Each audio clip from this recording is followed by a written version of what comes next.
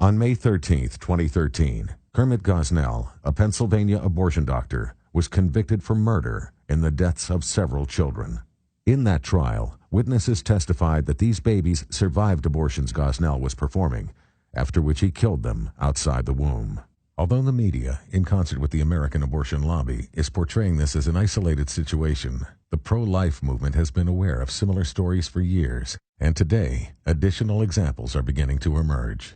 On May 3, 2013, the following interviews were conducted with 3 recent employees of an abortion clinic located in a different state. Their real names are used in this production, but the identity of the doctor and his facility are being withheld to keep from compromising a criminal investigation into this matter. At the time this video was released, the abortion clinic in question remained open. Warning: this video contains material that is graphic and disturbing, and it is not suited for all audiences. Discretion is strongly advised. I was an OR assistant. I did a lot of parts of the clinic, and one of my jobs was his right chair assistant. And I never paid attention. I did pay attention, but I didn't know that it was illegal. When he did an abortion, especially a over 20-week abortion, most of the time the fetus would come completely out before he either cut the spinal cord or he introduced one of the instruments into the soft spot of the fetus in order to kill the fetus. But I wasn't aware. I thought, well, it's an abortion. That's what he does. But I wasn't aware that it was illegal. And on many occasions we had fetus that he would use the process as far as what is it called, where he would dilate the cervix and then dilate the cervix, evacuate the uterus. And most of the time we would see him where the fetus would come completely out, and of course the fetus would still be alive because it was still moving, and you could see the stomach breathing. And that's when he would do his he would snip the spine, as they're saying that this doctor did. And of course the soft spot was one of the spots that he would take one of the forceps, or the, what is it called, the dilators, and stick it down the soft spot of the fetus's head. You saw this happen? Oh yes. I think every morning I saw on several occasions. If we had 20-something patients, of course, maybe 10 or 12 or 13 or 15 patients would be large procedures. And out of those large procedures, I'm pretty sure I was seeing at least 3 to 4 fetus that were completely delivered in some way or another. Because sometimes laminaria causes the cervix to get so soft that you don't need a lot of pulling or anything on it. Once you take that package out, 9 times out of 10, that fetus is ready kind of just to flow from inside of the uterus out into, When you say package, you mean the laminaria? The laminaria package insertion, yes, sir. You take that out and the baby's ready to come out? Yes, sir. As soon as that, or sometimes he would go ahead and bust the water sac, and there you go. You practically had a fetus, in the pan. So. And you see the baby alive? Yes, sir. And him kill that baby outside the womb? Yes, sir. And this would be done by jamming some sort of instrument into the either that or soft spot, or twisting the head off the neck, kind of with his own bare hands. And you saw that happen? Yes, sir. Mm-hmm. So he would twist the head off. Sometimes he would go through the stomach as well. Sometimes he would do what? He would force it through the stomach. The instrument, mm-hmm. Is it beards? And twist it. Yeah. And you saw that? Mm-hmm. Anything that he could get to the fastest, like she said, the umbilical. He was probably perforating the umbilical cord. I normally saw either the snipping of the spine or the introduction of the instrument in the soft spot of the fetus, normally, or twisting of the neck. I remember he would put his finger. Yeah, or his finger. He'd take his finger and then through the throat. Yeah. You remember that the one that he did, that the baby, the fetus came out and it was alive. He had thought he had actually killed it already, and he opened up his eyes and grabbed his hand, his finger. Mm-hmm. Remember that one? No. What happened? Supposedly they said that it was a botch, and it was a botched abortion. The fetus was still alive. He thought it was dead, and the fetus opened his eyes and actually Grabbed his finger. Was able to grab his finger. And the whole procedure, I guess, while he's doing the procedure. He was getting Because ready after to- the fetus, of course, he has to massage the abdomen to bring the placenta down, or grab it with the forceps to bring it out. And this baby was Was killed alive. how? Huh? He was alive. Well, yeah, he's looking at him grabbing his finger. Yeah. Yeah. He thought he had finished with the baby. It was He thought it was deceased. it was a disease already. He was getting ready to put it in the bag. Did he talk about that? One of his employees did.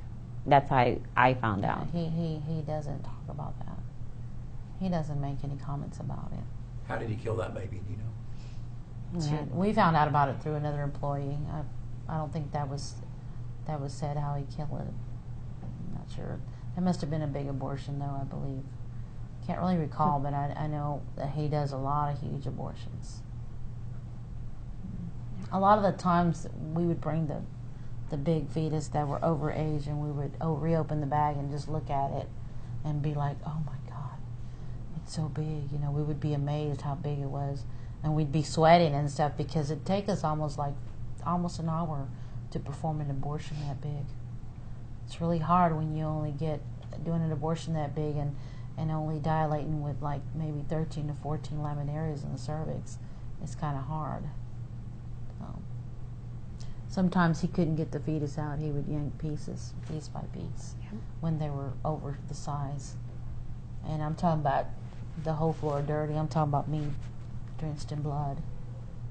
We had several occasions that where women would come in and they would actually be going in labor because that overnight insertion, the package, he might have gone a little bit too far, would put in too many in there, and some women had started to cramp, and sometimes they would get to the clinic and they would make it to the OR room because they're in a line, and you know when they get there, they give them these pills called Cytotec, and they put them in your gums, and it takes. I'm thinking it takes about an hour before you get a full effect, and that makes your uterus start contracting, and so a lot of we've seen a lot of cases where women would have to.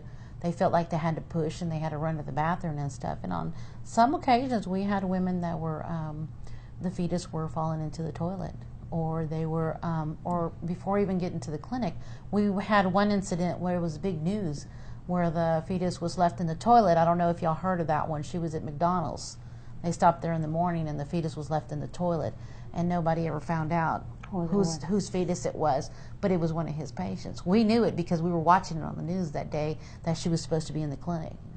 Do you remember that one that she was on her way to the OR, Crystal? And she was walking to her OR and she had it right there in the hallway. She had her baby in the hallway. Yes. And what happened to that baby? I wasn't down there when that happened. Were you down there? He just picked it up with like a pad, one of those Chucks. a chuck, Uh-huh. and put it in a trash bag. On some occasions, of course, he pulled out a lot of breech fetus, and their toes would be moving. You know, you can see the fetus toes moving, and as he would insert the forceps, what are they called? The beards. There's two types. There's the beards, and then there's the sophers. The beards are the ones with the bigger claws, and that's the one he would use to yank the fetus out. And I remember, I have a visual all the time. I always remember this. It's real disturbing to me, where he used to clamp, like push it in. He would hold the fetus by the feet and kind of pull down and insert the claws. And when he would squeeze them, you can see that baby's toes spread open. And I would always say, oh my goodness, you know, and people say that they don't feel. Well, if they didn't feel, why would their toes, you know, their toes would be out hanging kind of like in a, what's going on, you know, where am I going? And I remember clearly every time he used to use that instrument, I remember those little toes, you know, opening wide. It was a sad picture. I normally would turn around, kind of just hold and, you know, just turn around until he was finished. And he would do abortions way over 24 weeks. I mean, there's a big difference in a 24-week fetus, and every week from 24 on up, that 1 week is such a big difference.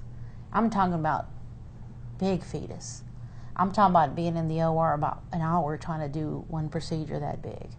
I'm talking about being really tired after this procedure from where he could not get this fetus out. You know, and it's very overwhelming. We used to look at each other, and sometimes our tears would come out, you know, with the other assistants. Our tears would come out because we would say to ourselves, why? We would always think he's so greedy, you know. And we were not talking about normal price. I'm talking about $4,000, $5,000 for a procedure this big. As long as the patients had the cash, he was going to do it past the 25 weeks. Yeah. Did you ever assist Yes, I did. You did? Mm-hmm. What kind of experiences did you have? The same thing she did is the same thing I did. I would tell Deborah all the time, Deborah, I don't want to go in there, I don't want to go in there. And he would tell me, like, you can do it, you can do it. If you feel like you just can't look at it, just turn your face. He wanted me in the phone room because I've always been pretty good at appointments and, you know, talking to people and convincing them to come to the clinic. I just knew my way, you know, as far as talking to patients, being real good convincing patients to make appointments. And so that's when he threw her in the back office, which was OR, sterilization, you know, things like that. I mean, there's a lot of things. I mean, from these large abortions, these botched abortions that he was doing, to hurting the patients on the table, to causing some kind of major problem with the woman's, you know, ripping a uterus and not letting the patients know, trying to stitch them back together and send them home with the package of gauze, and then they come back tomorrow so you can pull it out, but never telling the woman, you know, hey, I ripped your cervix. You need to get some kind of, you know, some kind of special, you know, you need to get that looked at, you know. He would never tell the woman. And if he had a patient that asked a lot of questions, he'll prefer for them to be put to sleep. Yeah. Oh, really? Yes. Right. Any little comment that she would make as far as if he were on the table, it was his way of making more money, of course, because deep sedation meant dishing out another $200. So if you made, is it going to hurt? I mean, this man would walk out the room and say, Deborah, go talk to her, tell her she needs to get put to sleep. And normally it was our job to go convince the girl that she had to get put to sleep. And a lot of them would raise a lot of hell. Right. But they didn't have no choice. They had to do what he said, because guess what? You're going to lose $150. In other words, that was $150 that you did not get back. So a lot of them would either lose the $150 or pay the $200 and go ahead and get it over with.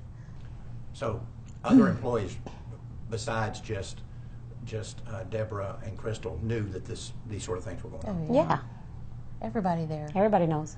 Everybody- It's an open book. The women that go there have no idea what they're getting themselves into. A lot of the questions have been, does the baby feel?